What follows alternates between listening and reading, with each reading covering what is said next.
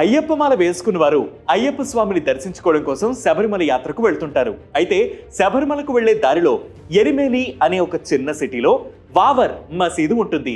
ఇక్కడ ఆగడం అనేది అయ్యప్ప భక్తులకు ఒక నియమంగా వస్తోంది. మాలలో ఉన్న భక్తులు మసీదులోకి వెళ్లి ప్రదక్షిణలు చేసి విభూది మిరియాల ప్రసాదం తీసుకుని శబరిమల యాత్రను కొనసాగిస్తారు.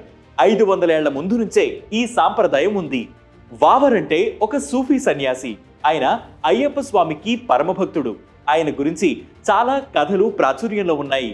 ఇస్లాం ప్రచారం కోసం ఆయన అరేబియా సముద్రం నుంచి వచ్చిన సూఫీ సన్యాసిగా కొందరు చెబుతుంటారు. అయితే వావర్ యుద్ధ విద్యలో ఎంతో నైపుణ్యం కలవాడని, అందుకే మసీదులో కత్తి ఉంటుందని మరికొందరి వాదన.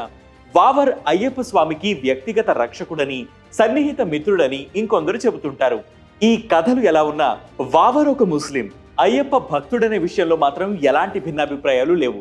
ప్రతి సంవత్సరం శబరిమల ఆలయంతో మసీదుకున్న సంబంధాలను చెప్పేలా మసీదు కమిటీ చందనకూడం అనే ఉత్సవాన్ని కూడా నిర్వహిస్తుంది. ఇలాంటి ఇంట్రెస్టింగ్ ఫ్యాక్ట్స్ కోసం ప్రతిరోజు వెయిట్ న్యూస్ యాప్ ని ఫాలో అవ్వండి. Way2News Telugu YouTube channel ని సబ్స్క్రైబ్ చేయండి.